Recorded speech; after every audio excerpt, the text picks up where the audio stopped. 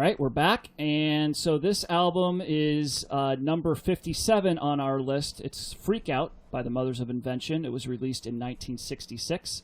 It's actually number 56 now on the list of best ever albums. So since we compiled our list, it's moved down a spot.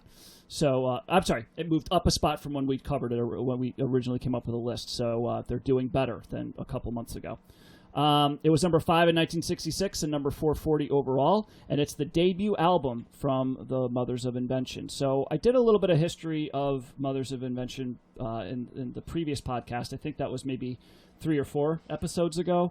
But so I'm not going to go much more into the history of them, but I will say that just kind of a reminder that this was a kind of a surprise album, because when they were signed by producer Tom Wilson, who we've talked about extensively as well, he was signing them under total with a different expectation than what he got with what this record is. It was recorded over 4 days in March of 1966, and it was released on June 27th of 1966. So a quick turnaround for this record. It's considered one of the first concept albums and one of the first double albums. I read somewhere that it was the second double album ever released, behind Dylan's Blonde on Blonde. And if you look at the release dates between these two albums, it's like a week or two separates them. So it's right up there as one of the first double albums that was ever released. Let's go back here. Let's see if we could do some trivia and put you guys on the spot. So if you guys recall from the first podcast about Mothers of Invention, Tom Wilson saw the band play at a club. He saw them play one song, and based on what he heard from that song, he decided to sign them, because his task was to sign the next Rolling Stones. And then when they started recording, he walked in on them playing a totally different sounding song and was very surprised and taken aback by that. Can you guys guess, because both of those songs are on this record, do you have any guess as to the song that Tom Wilson saw them play and then the song that he saw them first playing when they were recording that was totally different? Oh, man. Well, were they playing Trouble Every Day? Yes, that was the Trouble Every Day was the blues song, right? Yep. And it's easily the bluesiest rock inspired song on this record. Yep. And so that was the song that he saw them play that inspired him to sign them. And then he goes into the first day of recording, and they are playing... I'm going to guess, Who Are the Brain Police? You got it. Who Are the Brain Police? Which is probably... And I promise I didn't Wikipedia that or Google it while we were talking. Well, it stands out, though, right? Because as soon as it just seemed very, very different than Trouble Every Day. And I would say Who Are the Brain Police, maybe with the exception of the last 2 tracks on this record, is probably the strangest. Certainly the last.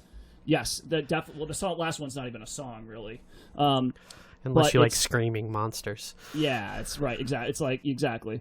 But yeah, good job. So that's very true. So that kind of speaks to the variety of this record. I'll get. It also speaks to how good we're becoming at our jobs, Matt. It is. You guys know. We know each other. We're just clicking so well here. We're a regular Tom Wilson.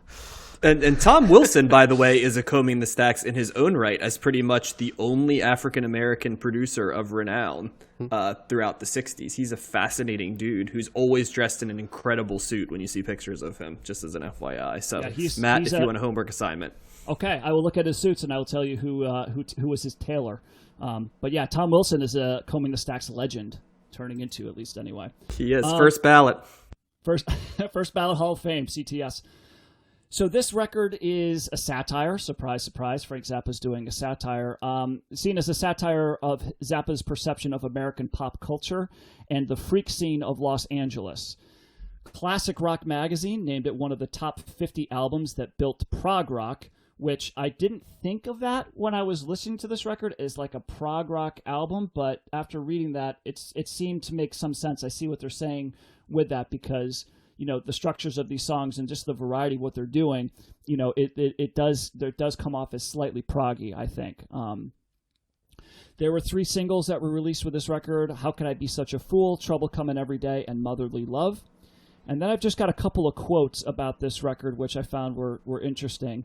In a 1968 article written for Hit Parader magazine, Zappa wrote that when Wilson heard the songs, he was, quote, so impressed he got on the phone and called New York, and as a result, I got a more or less unlimited budget to do this monstrosity, which gave me a little chuckle because I'm sure that didn't happen at all. And then Zappa later said about the record, if you were to graphically analyze the different types of directions of all the songs in the Freak Out album, there's a little something in there for everybody. At least one piece of material is slanted for every type of social orientation within our consumer group, which happens to be 6 to 80. Because we got people like that like what we do, from kids 6 years old screaming on us to play Wowie Zowie. Like, I meet executives doing this and that, and they say, my kids got the record, and Wowie Zowie is their favorite song. And I thought that was kind of an interesting take, because I see what he's saying here, because when you listen to the record, it's like I said, there's a lot of variety, there's a lot of different sounds, different genres kind of fusing together, and the record's it's kind of all over the place, but it also kind of gels at the same time. And then a couple of other funny anecdotes. Zappa later found out that when the material was recorded, producer Tom Wilson had taken LSD, and his quote was, and Zappa's quote was, I've tried to imagine what Wilson must have been thinking, sitting in that control room, listening to all that weird shit coming out of the speakers and being responsible for telling the engineer, who was not on acid, what to do. It reached number 130 on the Billboard charts and was neither a commercial nor critical success, but it did gain notoriety and appreciation from the underground scene. And the Mothers of Invention, with this record and with subsequent records as well, they were a more popular group in the United Kingdom and in Europe in general. They had more success overseas than they did in the U.S. Pete Johnson of the LA Times had an interesting quote to say about the record. He said, I guess you might call it surrealistic painting set to music. Not content to record just two sides of musical gibberish. The Mothers of Invention devote 4 full sides to their type of, quote, artistry. If anyone owns this album, perhaps he can tell me what in the hell is going on. The Mothers of Invention, a talented but warped quintet, have fathered an album poetically entitled Freak Out, which could be the greatest stimulus to the aspirin industry since the income tax. Mixed results, to say the least. Indeed. Yes. Finally, this was an influence on again, I'm bringing up the Beatles because they pop up. I'm not doing it on purpose. They're just there. But McCartney said it had an influence on the Beatles, with McCartney saying that Sgt. Pepper was the Beatles' Freak Out. Take that for what you will. I don't know if we needed that fact in there. That seems like a gratuitous Beatles fact right there, man. I'm not going to lie. It's what I read, John, so if I'm reading it, it's got to be worth mentioning. I'm going to cut it out. Oh, there you go. Just kidding. That's about all I got, because I think, like I said, we covered a lot of their history. This is their first record. The other album that we covered was We're Only In It For The Money, which came out, was their third record. So what did we think of this album? Let's start with you, Josh. I didn't really like this album that much. And I didn't even look to see where this album fell in comparison to the previous album. But I can tell that this album is earlier because, A, it's much more structured and traditional. There's actual songs on here versus We're Only In It For The Money, which was even more all over the place than this album. One of the main things that I don't like about this album is the singing or lack of singing. I do not like Frank Zappa's voice, or whoever is the lead singer on the Mothers of Invention. It's pretty monotone, and it's almost like he's talk singing. He's not even actually singing a lot of time, and I didn't like that. So for as strong as some of the music in the songs are, and some of the hooks that get stuck in your head, like Hungry Freaks Daddy and Motherly Love, that chorus was really good. It just kept coming back to the singing for me, and it was very distracting. Now, my favorite song, and clearly the best song on this album, is Trouble Every Day. That is like a bona fide hit, in my opinion, and it just stands head and shoulders to me above everything else on this album, even above like Wowie Zowie or Who Are the Brain Police, which I didn't really like. And so if they would make more songs like that, then I mean that's a testament to his talent and however much the Mothers of Invention collaborated with Frank Zappa, but then that would go a long way to me. I'm liking this album more. Are Cheech and Chong on this album? One of the songs sounds like they are singing on the album. You're right, it does. They are not credited. Okay. Cheech and Chong are not credited on this album. I don't know who that is because there's definitely kind of like a Latino voice that's out here. That's like almost like a stereotypical like Cheech and Chong, kind of tone or inflection. Yeah. I'm not exactly sure who that is. There's been a number. I mean, they're basically all the members of the band are credited with some form of the vocals. So I don't know who that is, Josh. That's a good question. It's probably a little early for Cheech and Chong. I think they were hit more in the 70s. But the other thing I want to say is that there's too much kazoo in this album, and I hate that. I knew that shit. was coming up. So, so I kept going back and forth, but I think I like We're Only in It for the Money more than this album, actually. So, yes, those are my thoughts. Okay. I'll freak out. Thumbs down on the freak out for Josh. Is not much of a freak. John, what about you? Where's your freak lie? Oh boy, this is a hard album for me to analyze because there's definitely things I like about it. Especially about midway through the album starts to take on more of a structure, and it's a structure that I really like. I would say from probably about Anyway the Wind Blows until about Trouble Every Day, there's a stretch of about 5 songs that I really feel are the best part of the album. Frank Zappa knows how to write a hook while the rest of the song isn't moored to anything in terms of traditional structure. And I know he was playing around with time structures themselves in music and freeform and going out, being unrooted from traditional song structures. But it's funny that a guy can write such good choruses without having really anything building up to it, I'd say. One thing I will say about Mothers of Invention and Frank Zappa from the 60s, you were listening to stuff from the 60s. The stuff does not age timelessly. The commentary, the sound, pretty much everything screams like 60s.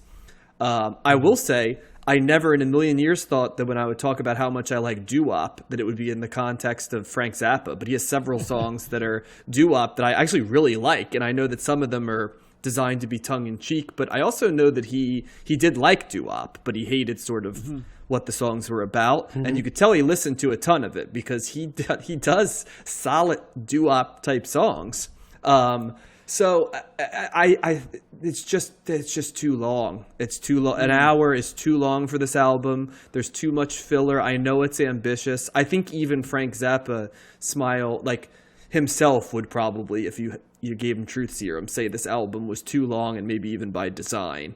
And I know that the last track was supposed to be even longer than it was. And it didn't end up going that long, which is remarkable to me because once you get to that point, you're like, okay, this album said everything it needs to say, and I don't know if it needs an additional 12 minutes at the end tacked on. And so that seemed to me to be as gratuitous as anything that we've covered on Combing the Stacks. Maybe in line with whatever that thing the Doors would have done if they were allowed to record that freeform piece on the album we've covered. The song that you're referring to, John, is the last track, "Return of the Monster Magnet." And so the story behind that is in the middle of the week, because this album was recorded in like 4 days, which is it was very, they were in and they were out. But in the middle of the recording, Zappa told producer Tom Wilson that, I would like to rent $500 worth of percussion equipment for a session that starts at midnight on Friday, and I want to bring all the freaks from Sunset Boulevard into the studio to do something special. And somehow Wilson said, okay, that sounds good. So, and it's almost like you're getting trolled by him here, which I guess is part of what the idea is for Frank Zappa. And I felt like the whole last album we covered was the equivalent of 1967 trolling, and this isn't quite like that. Like Josh mentioned, there's a lot more traditional song structure, but for me personally, if CCR is, for example, timeless, I would argue that, and some bands actually grow with influence, like when we talked about the Monks, Matt, and that thing, that they sound like they should have come 10 years later than they were. I feel like the Mothers of Invention, they sound like they're from the 60s, and they don't really I get the feeling that like if you were listening to them in the moment, you think of them as edgy and of the time and avant-garde, but the second you kind of get out of the era and listen to it with new ears, you can appreciate the ambitiousness of it. But boy, I'd rather listen to more timeless ambitious stuff or like more modern ambitious stuff. And as Josh said, there are some songs that are just savaged and ruined by the kazoo, just blowing in and just over choruses that otherwise would be good. Like in my head I can hear like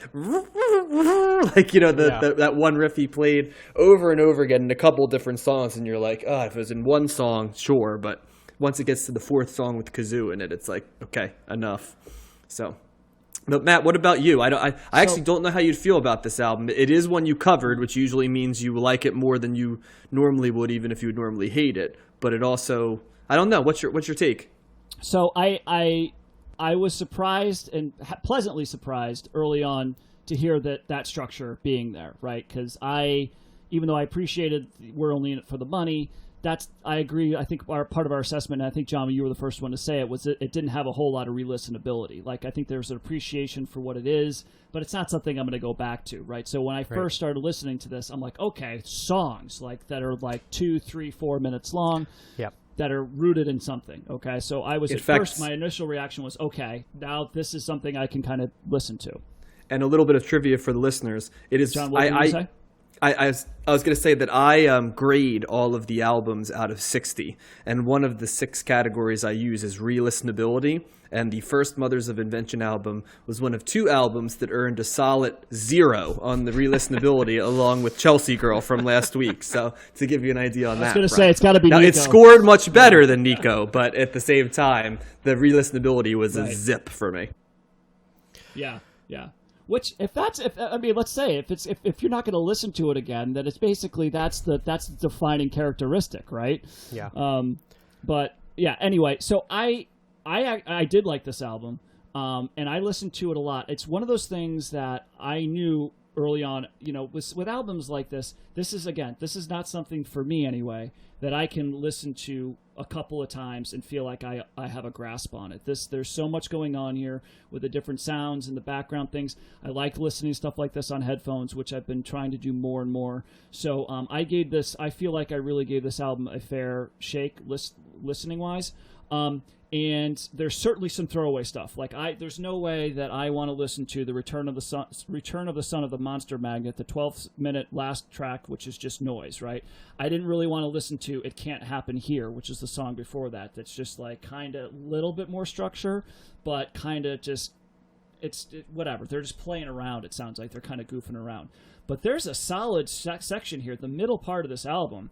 I really like. Basically from track 6, How Could I Be Such a Fool, through Help I'm a Rock, I really liked. And you and I agree with that. That's almost the same period I liked a lot. Yeah, and the more and I still think that the first 5 songs are decent, right? Like Who Are the Brain Police, probably one of my least favorite songs on the record, but it starts off okay.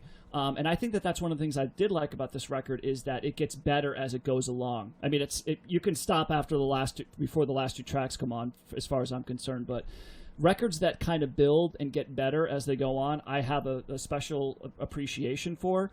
It gives you something to look forward to. But there's some really good stuff on here. Like Wowie Zowie sounded like a goofy song the first time I heard it. I was like, oh, whatever. But the more I listened to it, the more I heard in it, and I was like, this is really catchy. It's a very, and I see everything that Josh is saying about the vocals, about it's too weird, or it's not something that you really want to go back to. I get why all those things would be there, and ordinarily I think I would agree, but I just felt like as the week went on and I was listening to this more, I wasn't annoyed by it. I kind of liked it. I found myself singing along to it, and I found myself dancing along to it, and just feeling getting more into it. And even there with some of the chord structures and the progressions, They seem, some of these places, it seems like it's not something that I would really gravitate towards normally, that it seems a little off, but there's something about the style here, and I can't really put my finger on it. It's just a feel, but I felt like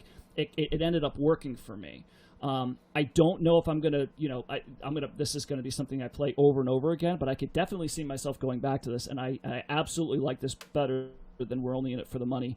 And songs like, yes, Trouble Every Day, as soon as you hear that, you're like, wow, what a great song. I listened to that over, and it's a little repetitive, but it's repetitive in the good way, because it's just that riff that he's playing and the way he's singing.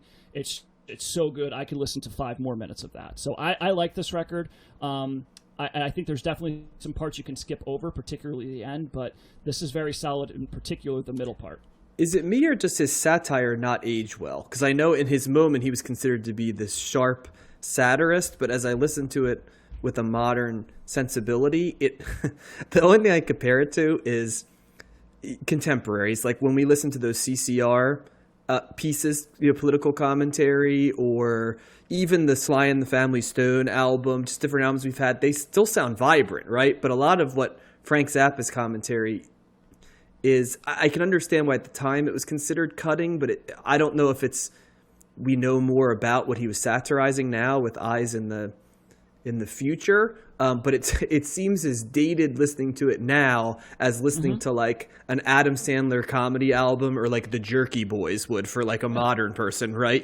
For compared to someone who listened to it in, I don't know, like 1993, right? When it seemed like it was, the super edgy stuff. And now it's just sort of like, I don't know. That's part of what the problem is for me. It's like, I know it's supposed to be profound and it's supposed to be wink and nod, smartest guy in the room, but it seems like very obvious satire to me. Like, doo-wop songs are kind of empty and sugary. How about that? I never thought of that. Hippies are kind of easily persuadable.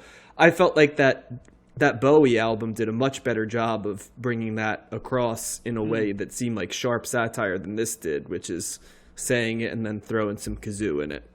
Yeah, I wouldn't. Oh, go ahead, Josh. I was going to say, it's not very subtle at all, right? That his satire is pretty on the nose, and the lyrics aren't as inside the nose, I would say. And I think what's annoying to me is double albums are rarely worth it, right? They are always too long, and there's a lot of filler. I mean, we could have a whole side discussion or bonus episode on double albums, but I think what annoys me the most about Mothers of Invention or Frank Zappa is that I can tell he has talent, but it's like he's wasting it in a way that agree totally. Just annoys me. I agree, especially when he busts out guitar riffs that you could see he has high levels of technical proficiency, and then it's just, I agree 1,000%, Josh. Just dial it back a little, Frank. We can tell you are talented and you can rock the guitar, and that your influences with doo-wop, or at least your love of doo-wop, do something with that, not just don't go so off the deep end. Yeah, and that's where that Captain Beefheart album, I feel refined all of that, and kept a blues groove, and it was such an easy listen. I know, as Josh described them as frenemies, I like the take that Captain Beefheart did as sort of an iconoclast, maybe more so than I do what I'm learning about Frank Zappa. Yeah, and I think that's something, the Captain Beefheart is something that I enjoyed more. And that's a good point. I think that, Zappa probably could, as far as my tastes go, could do better, right? But this is also part of who he, his whole thing was to kind of go against the grain. That was a very big part of who he was. There's stories of him, even from when he was a kid, because he was just very much into more of the avant-garde stuff, he was very into classical music, and not just regular classical music, very kind of avant-garde classical music, to the point there was a thing for his 15th birthday. His mother said, "Well, what do you want?" He goes, "I want to be able to place a long-distance phone call to this, classical composer over in France." Or maybe he was he was a French composer that was living in New York. Yeah. So somehow he gets the guy's number, right, and he calls him up. He ends up not being there. He talks to his wife, but later on he established a relationship with him. But he was 15 years old, and he's like, I want to just call this guy. Well, he read an article, didn't he, about it? And the idea was that Sam Goody had every album you could possibly find, right? And they used this guy's album as can you believe they even have this basically crap? And then Frank Zappa's like, I need to find this album. And that also goes to show how different times are, right? He spends a year looking for this album, whereas now we could be like, all right, let's listen to this crap on Spotify. Exactly. 5 seconds later. And I pulled it up on Spotify, and I'm listening to it. I'm like, man, this is so I'm cheating, because that's what people are talking about, trying to find these records, that you can't come across. I guess that's all to say is that's part of who he was, and that's what he was trying to do. But yes, I think he probably could have put forth an effort towards his music that would be much more popular, right, and be much more accessible for people. And I would probably like it more too. I would agree with that. But I also, at the end of the day, there's some things that were hit and miss here, but yeah, he's an interesting dude, man. And there's like the other thing is too, and I didn't want to go too much into his his individuality, because I know, John, you're covering a solo album, so I want to give you time to talk about him. But there's a clip, if you get a chance, and maybe that's something we could post on Twitter if I can figure that out. He's on the Steve Allen Show when he's like in 1963. And he's on there for like 15 minutes explaining how he plays the bicycle as a musical instrument. And he ends up playing, like, and Steve Allen's like, how long have you been playing the bicycle there, Frank? Like, joking around. And Frank's like, about 2 weeks. He's like, and he shows him all these different ways he's playing the bicycle. And then he plays, and then he instructs an orchestra while he's playing the bicycle along with it as like part of this comedy show. But it's pretty funny. Like, his whole vibe is too cool for the room. Like, there's so many clips on YouTube of like Frank Zappa's incredible wit, and you watch it, and once again it just seems of another era, like, oh, that was, I guess he's just too cool he's trying for the room, too hard, detached. Yeah, it's almost like it feels like trying too hard. Like, I don't want to say pseudo intellectualism, because he's definitely a bright guy, but I would argue that sometimes when you just do things to do them and never really commit to doing things great, I think like I'm in the Josh category, where it's like, I would have loved to have seen you like try to make a great pop album and see if you can do it. But if you never do it and you just kind of say, that's not what I'm doing, part of me wonders like how, you can be a genius and also I'm not against complicated avant-garde. I mean, I think we know, and Matt, I know Josh, your palette's a little bit more structured, but you and I, Matt, like we'll delve into stuff that's, complicated or sophisticated, but that's not what like I said, I appreciate it, but it doesn't hit home for me in the way that other stuff does. And I'm going to just leave it at, for me, I'm going to leave it at that for right now. I would agree with that, John. And I think that even though it sounds like I think I like this album more than you guys did, I would agree with a lot of that. When you hear people like just talk about how great Frank Zappa is, I think I have a better understanding of that, at least not, because I didn't really know any of his stuff, right? And I think there's plenty of more stuff that he did. When we're only going to do one more album, really, his solo album. But I would agree with that. But I appreciate the fact now that I have a little more insight into what he was doing, and that I'm glad that I found a record here that I do like, because I don't think We're Only In For the Money was going to be that record for me, but I think that this is more of that, because I definitely found some stuff in here very interesting and good and catchy, some interesting horn playing in the background, some very melodic things that were happening, and some very avant-garde things like Help I'm a Rock is very very non-traditional, but I could listen to that for a while too. That guitar part that they're playing and what they're doing there, even though it does end with a female orgasm. That's also very interesting. It's like, okay, let's just have this woman get off at the very end of the song. But even stuff like that I really liked. So so I'm glad that this is here. I would also say, Josh, you bring up a double album. This record's only just over an hour. And so it's almost like the double album today doesn't really exist, because if you had, back in the day when you had CDs, because CDs aren't even really a thing anymore, CDs would go almost 80 minutes, right? Yeah. And then not a double, like the Red Hot Chili Peppers' Blood Sugar Sex Magic is like 78 minutes long. It's a single album, right? That's like 20 minutes longer than this. And now with Spotify, there is double no albums limit. are gone. Yeah, I think John and you and I were talking about this the other day. It's like it's a totally different kind of thing. So the concept of double album is also it's and you have to listen to albums from the 60s and 70s and even the early 80s as side 1 and side 2 to truly understand them, because when people were listening to them in the moment, that's how they were listening to them. So it's almost like for those of us that grew up with cassettes, the same idea that sometimes you can remember one side of the cassette vividly as the side you liked better or worse, or that got deeper as it went along. And it's the same basic concept of the albums, side 1 and side 2. So I always try to listen to these albums and explore what represented side 1 and what represented side 2. I know for the Doors, for example, when they talked about they wanted the album to be side 1 and then that one piece to be side 2, I tried to size that up to think about what the album would have sounded like with that. So, yeah. Yep. Well, I think we can put a wrap on this. One last anecdote, because the Mothers of Invention did eventually break up in 1969. Frank Zappa broke up the band, which at the time had 9 members. When they did this record, their debut record, they had 5. They were not doing well financially. Surprise, surprise. And Zappa cited the band, also cited in the reasons for breaking the band up, that he cited the band's lack of overall effort, while the band members said that Zappa was a perfectionist at the expense of human feelings.